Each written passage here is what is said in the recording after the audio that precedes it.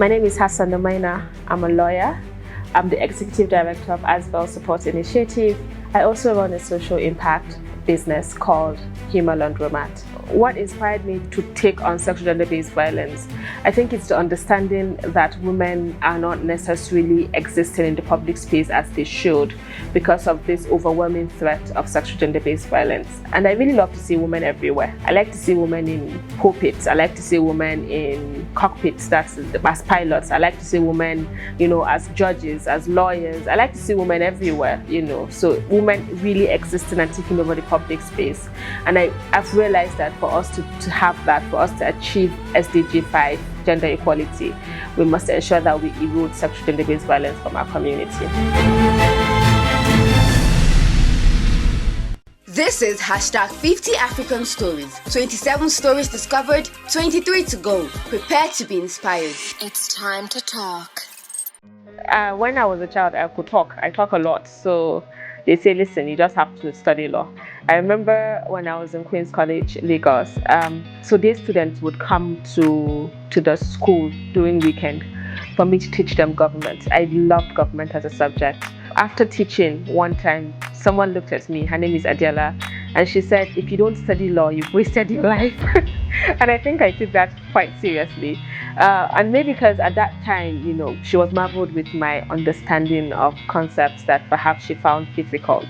We all just grew up with no gender rules. I mean, I was the only girl. I insisted that everyone had to do everything. So even when my mom would say, oh, do this, I'm like, no, everybody must do this. So I grew up as quite the advocate. However, you leave your family at some point and you start to interact with the outside world, and you see that life is not as your parents have tried to make you believe.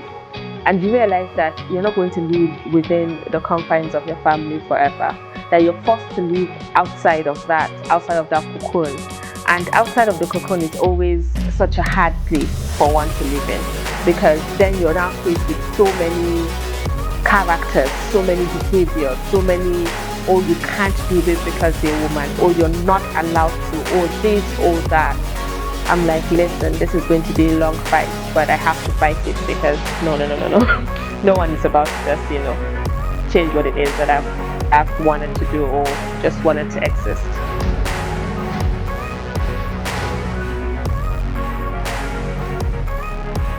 I think there are so many challenges. There's a challenge of being misconstrued. There's a challenge of if people want to shut you up, they would now find how to sling mud at you. So there's that challenge. There's a lot of every day you wake up and you're being extra careful because you do not want a situation whereby you give the detractors something to hold on to. There's also, I think, the challenge of, outside of being misconstrued, the physical challenge of how harmful it is to speak up against the system, to fight against the system. It's often very difficult because, as our mama Ngozi Okonjo-Iweala had said, when you fight the system fights you back. So there's also that to consider. So there are lots of challenges. And also as a young leader, I'm leading an organization, I'm not the typical person, like people that lead organizations are in their 40s, 50s. So there's also the challenge of learning in the job. So every day I wake up, I know that I have to do more to learn more so that I can lead my organization in ways that is required of me.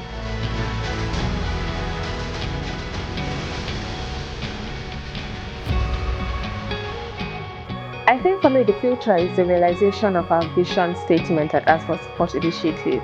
And that is we envision a world that is free of sexual gender-based violence. So for me, if we're able to have fixed policies in every workplace, if you're able to walk into a hotel and you're seeing in bold statement our child abuse policy, if you walk into an office and you see in bold statement our sexual harassment policy, if I go on a date at any random restaurant in Nigeria and the police have a poster that is encouraging me to speak up if I don't feel safe enough, I think for me that's the future that I want. I want a world whereby I am being acknowledged. I'm being told that, listen, you can exist in our world without the fear of male violence, without the fear of violence with impunity. I think that is, for me, the future. And like I said, I also believe that it can be achieved through many ways. So today I'm leading an organization. Perhaps in the future I might not be leading an organization, but best believe that I'm going to be striving towards achieving the vision that we set forth in Aswell Sports Initiative.